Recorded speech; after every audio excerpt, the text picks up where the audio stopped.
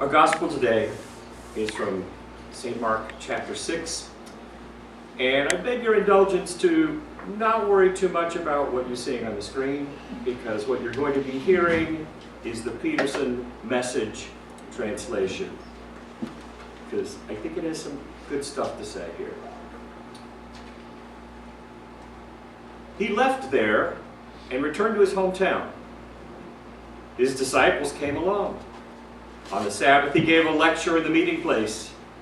He made a real hit, impressing everyone. We had no idea he was this good, they said. How did he get so wise all of a sudden? Get such ability? But in the next breath, they were cutting him down. He's just a carpenter, Mary's boy. We've known him since he was a kid. You know his brothers, James, Justus, Jude, and Simon, and his sisters. Who does he think he is? They tripped over that, what little they knew about him, and fell, sprawling. And they never got any further. Jesus told them, a prophet has little honor in his hometown. Among his relatives on the street, he's played where he has played as a child. Jesus wasn't able to do much of anything there. He laid hands on a few sick people and healed them. That's all. He couldn't get over their stubbornness. He left and made a circuit of the other villages, teaching. Jesus called the 12 to him and sent them out in pairs. He gave them authority and power to deal with the evil opposition. He sent them off with these instructions. Don't think you need a lot of extra equipment for this. You are the equipment. No special appeals for funds. Keep it simple. And no luxury inns. Get a modest place and be content there until you leave. If you're not welcomed, not listened to, quietly withdraw. Don't make a scene. Shrug your shoulders and be on your way. Then they were on the road. They preached with joyful urgency that life could be radically different. Right and left, they sent demons packing. They brought wellness to the sick, anointing their bodies, healing their spirits. The gospel of the Lord. Thanks be to God. So Mark is giving us two stories here, and we tend to focus on the second one, the sending, to kind of reinforce where we are and where we know we should be. But Mark starts us off with a very different story.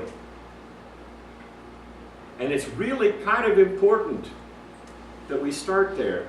Because when it says, he left there and returned to his hometown, he was leaving Jairus' house where he had just brought a child back to life. Where just before that he had healed a woman who hemorrhaged for 12 years. All through up to this point, we have signs of people having faith and trust and coming to Jesus in faith that he would be able to help them. And he returned to his hometown. Now, every time I read this lesson, I am reminded of the first time I was invited to preach in my home congregation. It was before I started this gig. Well before I started this gig. And I clearly recall starting that message with these words: the home court advantage does not apply to preaching. For just what we just heard. The first response is, yeah, not bad. Pretty good. Wait a minute. We know this idiot. We've known him for years.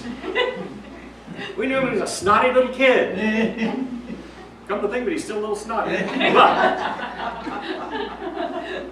we had that default, like, how can this be? How can this person? And then there's, let's face it, the little green monster, jealousy, like, huh, that gets in there, because that's how we're wired. Mark needed us to hear this story. Mark needed to put those words in Jesus' mouth that a prophet is little honored in his hometown, because he's setting a stage for the next story that becomes our story. Because it says, Jesus says, all right, you're not listening. You're sprawled on the ground, missing the point. Come on, guys, we're off. And they go out to the other villages, preaching and teaching. And that's where he calls the 12 and sends them out.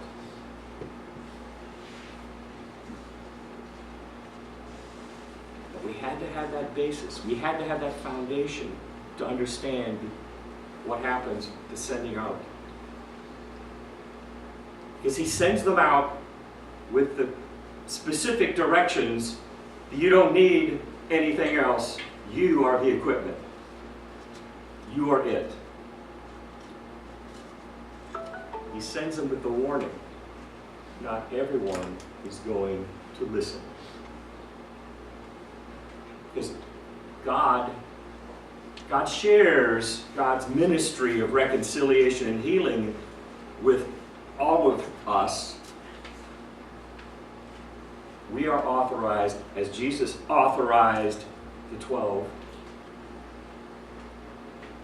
And each day, we have the opportunity to be channels of grace and mercy to people and to a world that really needs grace and mercy.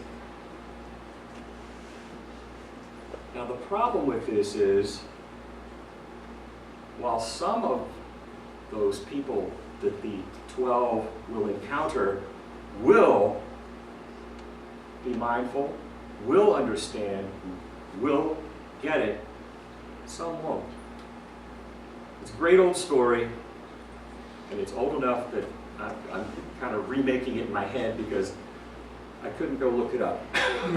It was in a Dave Friedman column many, many years ago when he was talking about Middle East peace and why it's such a challenge.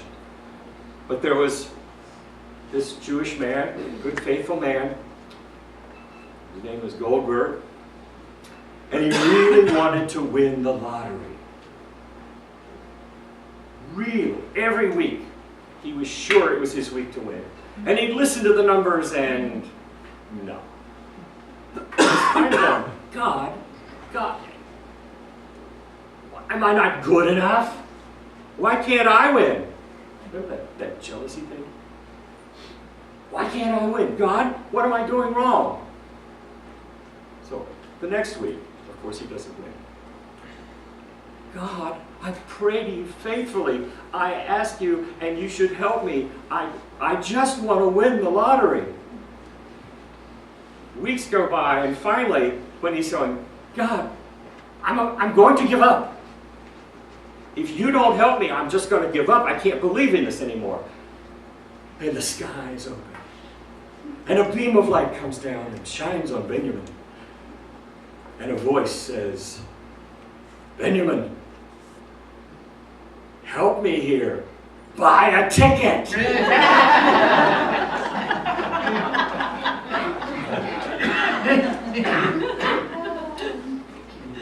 You gotta buy the ticket if you're gonna be part of the game.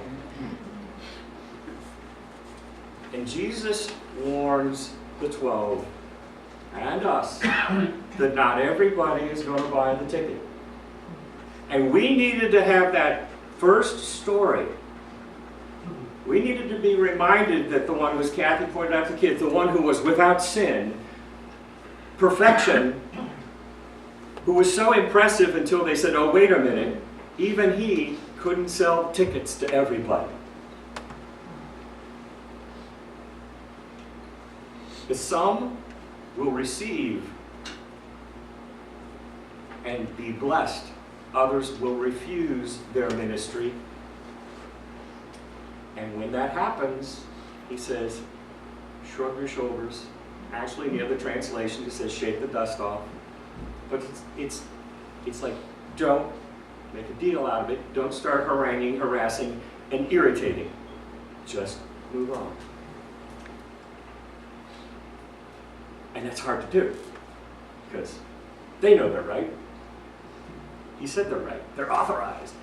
We are authorized in baptism. We know we're right. Sometimes we know too well that we're right.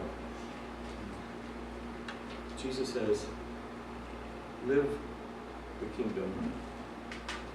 Offer the word. Drive out the demons. And if they're not buying the ticket, move on.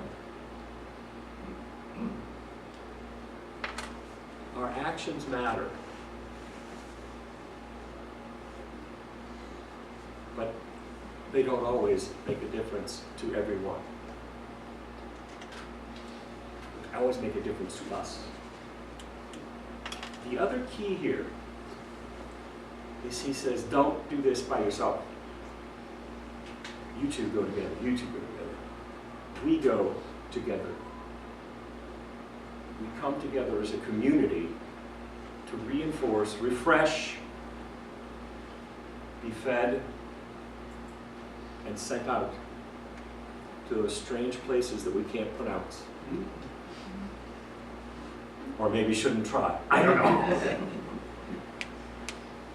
But when we go out, we need to be mindful of God's invitation to us when He's chosen us in baptism, not just for our salvation, but to be purposeful, consequential, active members of the kingdom. And each day we have a choice between resisting God's activity or buying the ticket. And these stories remind us that not everybody is going to buy the ticket every day. But that we still matter, and what we do still matters. God has equipped us, commissioned us to be agents of that grace, even when we struggle to feel it sometimes. Therefore, struggle to share it sometimes. That's when we come together. But how we do things together helps us when we go out on our own. Helps us to be mindful. When you come together and you do meals for the villa, or you do the pantry, or you do the center meals. Speaking of not being able to pronounce words, I don't think I can do that. Those are the together things. You know, buying basketballs. But then they are just to remind us that when we're out, we are the light. We are the love. And that God invites us to live that life rooted in everyday kindness, in little things that are so ordinary that we don't notice we're doing them. But believe me, people will notice when we don't. And the difference that can make is just extraordinary. And even if we don't notice these ordinary little acts, God does. And those around us do. And God blesses us and continues to bless us to be a blessing, and works through us to love, bless, and care for this world. Amen.